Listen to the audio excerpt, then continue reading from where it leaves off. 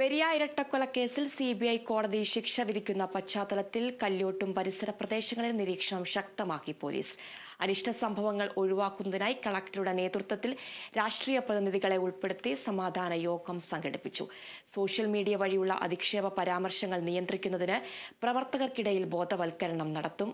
അതേസമയം 10 പേരെ കുറ്റവിമുക്തരാക്കിയ കോടതി നടപടിയിൽ അപ്പീൽ പോകാനാണ് കുടുംബത്തിന്റെ തീരുമാനം. വിവരങ്ങളുമായി ജോസഫ് അഗസ്റ്റിൻ ചേരുന്നുണ്ട്. ജോസഫ്, ഏതൊക്കെ തരത്തിലുള്ള സുരക്ഷാ ക്രമീകരണങ്ങളാണ് ഒരുക്കിയിരിക്കുന്നത്? കൂടുതൽ വിവരങ്ങൾ എങ്ങനെയാണ്?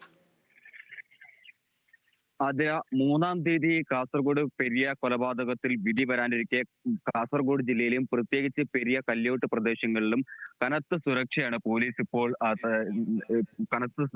ഇപ്പോൾ പോലീസ്. കാരണം ഇത്തരത്തിൽ ജാഗ്രതാ നിർദ്ദേശം നൽകിയിട്ടുണ്ട്. കാരണം പ്രശ്നങ്ങൾ ഉണ്ടാകാനുള്ള ഒരു സാധ്യതയുണ്ട് എന്നാണ് ഇന്റലിജൻസിൽ നിന്നടക്കം ലഭിച്ചിട്ടുള്ള വിവരം. അതുകൊണ്ട് തന്നെ കനത്ത ജാഗ്രതയിലാണ്.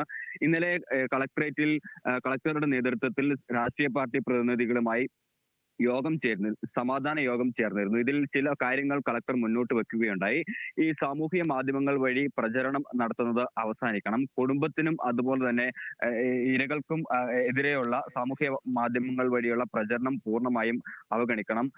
അസ്വാഭാവികമായി ഒത്തുകൂടുന്നത് ഒഴിവാക്കണം തുടങ്ങിയ വിവിധ നിർദ്ദേശങ്ങളാണ് ഈ രാഷ്ട്രീയ പ്രതിനിധികളോട് കളക്ടർ ആവശ്യപ്പെട്ടിട്ടുള്ളത്. എന്തെങ്കിലും തരത്തിൽ സമാധാനം ലംഘിക്കുന്ന തരത്തിലുള്ള പ്രവർത്തനങ്ങളുമായി മുന്നോട്ട് പോയിട്ടുണ്ടെങ്കിൽ ശക്തമായ നടപടി സ്വീകരിക്കുമെന്നാണ് ഈ ജില്ലാ ഭരണകൂടവും കളക്ടറും അതുപോലെ തന്നെ ബന്ധപ്പെട്ട പോലീസ് അധികാരികളും വ്യക്തമാക്കിയിട്ടുള്ളത്. എന്തായാലും കഴിഞ്ഞ ദിവസങ്ങളിൽ ഇത്തരത്തിൽ വിധി ഉണ്ടായിരുന്നില്ല. എന്തായാലും സിബിഐ കോടതി ചിലരെ കുറ്റക്കാരാണെന്ന് കണ്ടെത്തുക മാത്രമാണ് ചെയ്തിരുന്നത്. എന്തായാലും അതുകൊണ്ട് തന്നെ ഈ സംഭവത്തിൽ കൂടുതൽ ജാഗ്രത വേണം എന്നുള്ള ഒരു തീരുമാനമാണ് ഈ വിവിധ രാഷ്ട്രീയ പാർട്ടി കക്ഷികളും മുന്നോട്ട് വെക്കുകയുണ്ടായത്. എന്തായാലും ഇത്തരത്തിൽ 3-ാം തീയതി വിധി വരുന്ന ഒരു സാഹചര്യത്തിൽ കാസർഗോഡും കല്യോട്ടും പെരിയയിലും കനത്ത സുരക്ഷാ വലയമാണ് പോലീസ് ഇപ്പോൾ തീർത്തിരിക്കുന്നത്. ശക്തമായ നിരീക്ഷണങ്ങൾ ഏർപ്പെടുത്തിയിട്ടുണ്ട്. അതുപോലെ തന്നെ ഏറ്റവും പ്രധാനപ്പെട്ടത് പ്രതികൾക്ക് വേണ്ടി വാദിച്ച CK ശ്രീധരൻ, പ്രമുഖനായിട്ടുള്ള ക്രിമിനൽ അഭിഭാഷകനാണ്.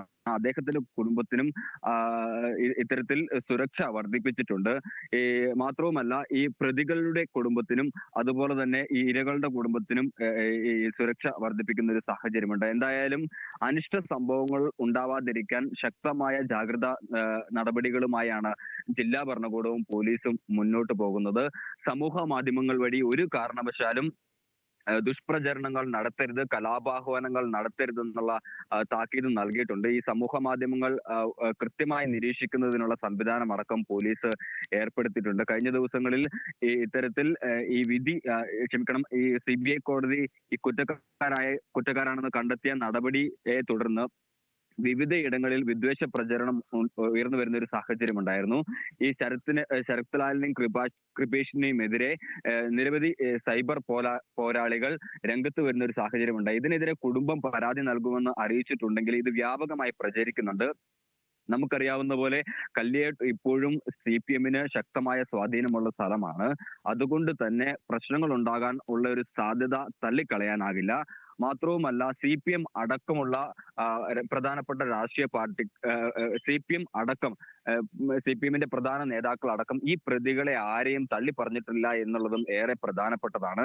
ഗതികേട് കൊണ്ടാണ് ഇത്തരത്തിൽ ഈ ഒരു കൊലപാതകം ചെയ്തതെന്നാണ് സമൂഹ മാധ്യമങ്ങൾ വഴി ചിലർ പ്രചരിപ്പിക്കുന്നത്. അതുകൊണ്ട് തന്നെ ഈ പ്രചരണത്തിന് ശക്തമായിട്ടുള്ള സപ്പോർട്ട് കിട്ടുന്ന ഒരു സാഹചര്യവും നിലവിലുണ്ട്. അതുകൊണ്ട് തന്നെ ഇത്തരത്തിൽ ജാഗ്രതാ നിർദ്ദേശം കർശനമാക്കിയിട്ടുണ്ട്. ഒരു കാരണവശാലും അക്രമ സംഭവങ്ങളിലേക്ക് പോകാൻ പാടില്ല എന്നാണ് രാഷ്ട്രീയ പാർട്ടികളോടും പ്രവർത്തകർക്കും ഇടയിൽ കളക്ടർ നൽകിയിട്ടുള്ള നിർദ്ദേശം. ഇതിനുവേണ്ടി ബോധവൽക്കരണം പരിപാടികൾ അടക്കം ഈ 2 ദിവസങ്ങളിൽ സംഘടിപ്പിക്കാനുള്ള തീരുമാനമുണ്ട്. എന്തായാലും 3-ാം തീയതി വിധി വരുമ്പോൾ കാസർഗോഡ് പെരിയയിലെ ഈ ഇരട്ടക്കൊലപാതകത്തിൽ ന്യായമായ വിധി, പരമാവധി ശിക്ഷ ലഭിക്കുമെന്നൊരു പ്രതീക്ഷ ഈ കുടുംബത്തിനും അതുപോലെ തന്നെ കോൺഗ്രസ് പാർട്ടിക്കുമുണ്ട്. 10 പേരെ കുറ്റവിമുക്തരാക്കിയ നടപടിയിൽ അപ്പീൽ പോകാനുള്ള ഒരു തീരുമാനം കോൺഗ്രസിന്റെയും അതുപോലെ തന്നെ കുടുംബത്തിന്റെയും ഭാഗത്തുനിന്നുണ്ട്. എന്തുകൊണ്ടാണ് ഈ 10 പേരെ ഈ ഒഴിവാക്കിയതെന്നടക്കമുള്ള കാര്യങ്ങൾ കൃത്യമായി പഠിച്ചതിന് ശേഷം മാത്രമായിരിക്കും ഇതുമായി മുന്നോട്ട് പോവുക എന്നാണ് ഈ കുടുംബം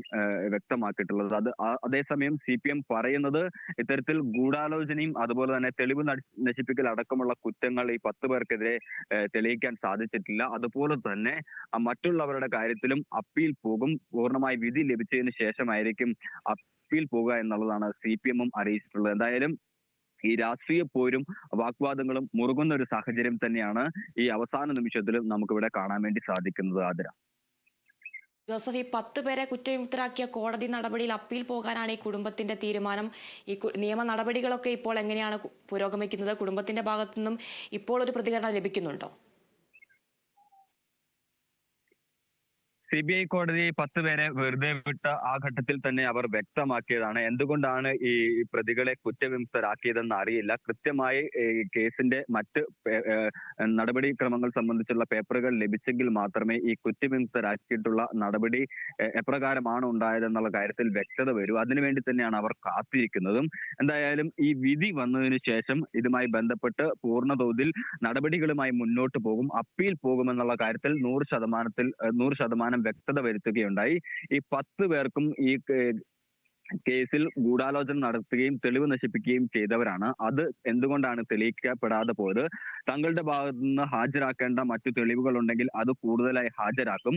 CBIയോ മറ്റ് അന്വേഷണ ഏജൻസികളോ വിട്ടുപോയ തെളിവുകൾ ഉണ്ടെങ്കിൽ അത് കൂടുതൽ കൂട്ടിച്ചേർക്കും എന്ന കാര്യങ്ങളാണ് ഈ കുടുംബം പ്രധാനമായും വ്യക്തമാക്കിയത്. അതുകൊണ്ട് തന്നെ ഈ കേസ് എന്തുകൊണ്ടാണ് ഈ 10 പേരെ എന്തുകൊണ്ടാണ് കുറ്റവിമുക്തരാക്കിയത് എന്നുള്ളതിന്റെ കൃത്യമായ രേഖകൾ ലഭിച്ചതിന് ശേഷം മാത്രമായിരിക്കും അവർ ഈ തുടർ നടപടികളുമായി മുന്നോട്ട് പോകുക. ആവശ്യമായ രേഖകൾ കോടതിയിലും മറ്റ് അന്വേഷണ ഏജൻസികളുടെ മുമ്പിലും നൽകാൻ തയ്യാറാണ് എന്ന കാര്യമാണ് ഇവർ പ്രധാനമായും വ്യക്തമാക്കിയത്. ആതിര, ശരി ജോസഫ്.